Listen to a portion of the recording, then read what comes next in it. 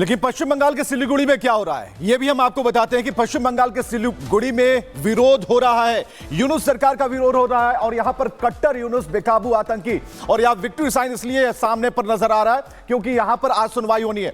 तो बांग्लादेशियों का बढ़ा विरोध और उसकी तस्वीरें हम आपको दिखा रहे हैं सिलीगुड़ी से, जहां सड़क पर यूनुस के पोस्टर जलाए गए हैं और जो कट्टर यूनुस हैं, बेकाबू आतंकियों को जो सपोर्ट कर रहे हैं, उन पर लगातार हमले हो रहे हैं।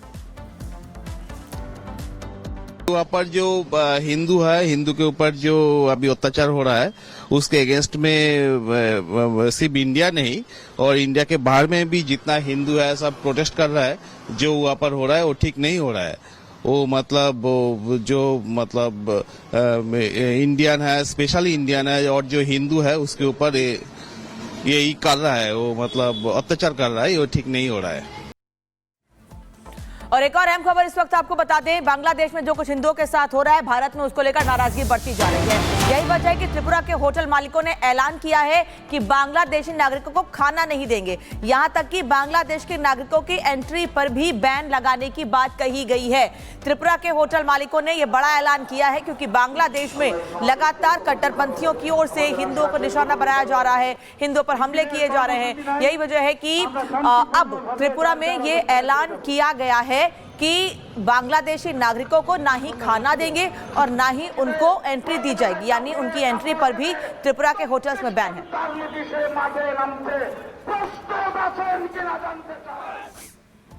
चलिए आगे बढ़ते हैं और बात करते हैं घुसपैठियों पर हंटर की। जी हां, ये एक्शन देखने को मिला है जम्मू कश्मीर में। जम्मू कश्मीर में 4 रोहिंग्याओं को गिरफ्तार किया है, अवैध तरीके से घुसने की कोशिश कर रहे थे, इसके बाद गिरफ्तारी हुई है। अब इनसे पूछताछ जारी है। तो जम्मू कश्मीर पुलिस की लगातार ये कार्रवाई देखने को मिल रही है। 4 दिन पहले भी गिरफ्तारी हुई थी उन लोगों की जो अवैध तरीके से जम्मू कश्मीर में घुसे थे, और आज एक बार फिर से ये बड़ी कार्रवाई देखने को मिली है। 4 रोहिंग्याओं को गिरफ्तार किया गया है। जम्मू के नरवाल इलाके में ये गिरफ्तारी हुई है।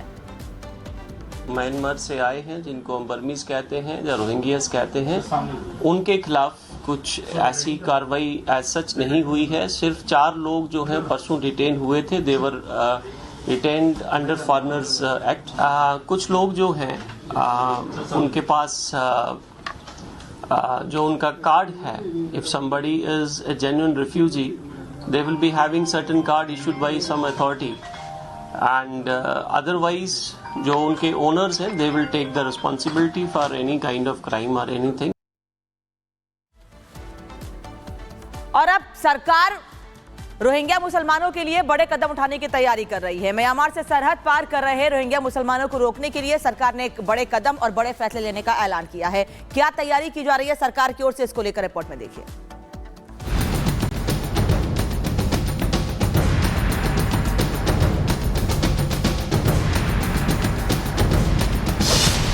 जम्मू कश्मीर में रोहिंग्याओं को किसने बसाया? कैमरे में कैद रोहिंग्याओं की घुसपैठ। पुंछ टू डोडा घुसपैठियों पर कानूनी शिकंजा। Break to break raid, Rohingya route trace. घुसपैठिए चाहे पुंछ में हो या फिर राजौरी के किसी मोहल्ले में, जम्मू कश्मीर की पुलिस हर किसी को ढूंढ निकालेगी, सबका हिसाब करेगी। हर अवैध व्यक्ति खदेड़े जाएंगे, जहां से आए हैं वहां पहुंचाए जाएंगे। केंद्र की तरफ से निर्देश आ गए हैं, किसी भी घुसपैठिए को बख्शा नहीं जाएगा, भारत की सरहद से पार किया जाएगा। जम्मू कश्मीर में पुलिस ने रोहिंग्याओं के खिलाफ रण छेड़ दिया है।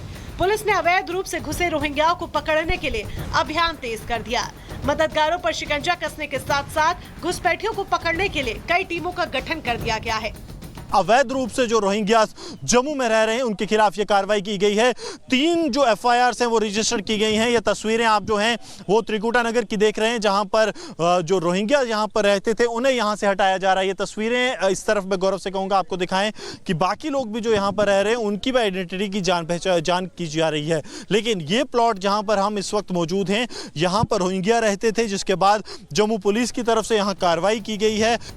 इससे पहले जम्मू के अलग अलग इलाकों में छापेमारी की गई, रोहिंग्याओं और उनकी मददगारों पर शिकंजा कसा गया। पुलिस अब तक इस मामले में 18 से ज्यादा एफआईआर दर्ज कर चुकी है। वहीं उनको पनाह देने वाले 3 मकान मालिकों पर भी केस दर्ज किया गया है। 18 एफआईआर जो हैं साउथ जोन के अंदर रजिस्टर की हैं। ये जो एफआईआर लॉन्च हुई हैं, ये एफआईआर स्पेसिफिकली लैंड लॉर्ड्स, जो लैंड ओनर्स हैं, जिनके घरों में वो रह रहे थे, उनके खिलाफ कार्रवाई की। पुलिस को जानकारी मिली कि ये रोहिंग्या साल 2013 में अवैध रूप से आकर बस गए थे और पिछले 11 सालों से अवैध तरीके से रह रहे हैं, जिसके बाद पुलिस ताबड़तोड़ कार्रवाई कर रही है। एक आंकड़े के मुताबिक जम्मू कश्मीर में 10 साल पहले रोहिंग्याओं की आबादी 6000 थी, जो अब बढ़कर 10,000 पहुंच गई है। जिस तरह से लगातार इनपुट से लगातार आतंकी हमले जम्मू संभाग में हो रहे हैं और उस बीच रोहिंग्या जो हैं वो गैर कानूनी रूप से भारत में घुसपैठ कर यहां तक पहुंचते हैं और उसके बाद आम लोगों की मदद से जो उन्हें यहां पर शरण देते हैं, उनके खिलाफ अब कार्रवाई की जा रही है। 3 एफआईआर अभी तक रजिस्टर किए गए हैं और इसके साथ साथ अब उन रोहिंग्या से भी पूछताछ की जा रही है जो यहाँ पर रह रहे थे कि क्या उनके पास जो है UNHRC कार्ड है, वो कार्ड क्या वैलिड कार्ड है, क्योंकि कई जगह उनके पास जो है फर्जी दस्तावेज तक बरामद हुए हैं, जिसके बाद अब जम्मू में जो है वो बड़ा एक्शन देखने को मिला है। पिछले 12 सालों से रोहिंग्या फर्जी आधार और पहचान पत्र के जरिए भारत में रह रहे हैं। अब सवाल है कि आखिर इतने रोहिंग्या जम्मू कश्मीर में कैसे आ गए, कैसे लोगों ने बॉर्डर क्रॉस किया और आने वाले वक्त में भारत के लिए खतरा कैसे हो सकते हैं। देश में करीब 40,000 रोहिंग्या घुसपैठिए हैं। ये पाकिस्तानी खुफिया एजेंसी ISI का मोहरा बन सकते हैं, आतंकी संगठन का सीधा टारगेट हो सकते हैं। इससे पहले भी देश का माहौल बिगाड़ने के लिए इनका इस्तेमाल हुआ। आंतरिक सुरक्षा के लिहाज से ये खतरा साबित हो सकते हैं।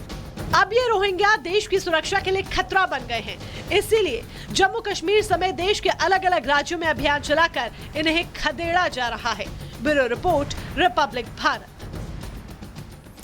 और लगभग 1 हफ्ते तक गतिरोध के बाद अब जाकर ऐसा लग रहा है कि सदन की कार्यवाही अच्छे तरीके से चल पाएगी, क्योंकि पक्ष और विपक्ष दोनों में सहमति बन गई है कि सदन की कार्यवाही को लेकर कि अब अच्छे तरीके से कार्यवाही चलेगी और प्रश्न और उत्तर दोनों तरीके से यह सदन बढ़िया चलेगा। संसद में आज कार्यवाही चलने की उम्मीद जताई जा रही है। टूटा गतिरोध, अब थमेगा शोर।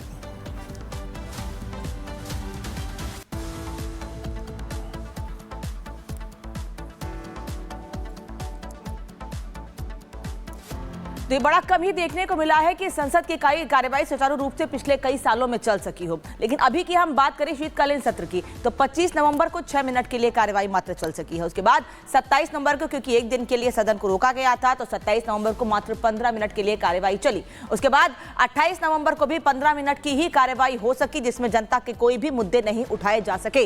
29 नवंबर को फिर 20 मिनट के लिए, थोड़ा ज्यादा और दिनों से 20 मिनट की कार्यवाही चली है। और 2 दिसंबर को मात्र 13 मिनट की कार्यवाही हुई है, जिसमें सिर्फ हंगामा ही होता रहा और उस हंगामे में जनता के सवाल एक बार फिर दब गए।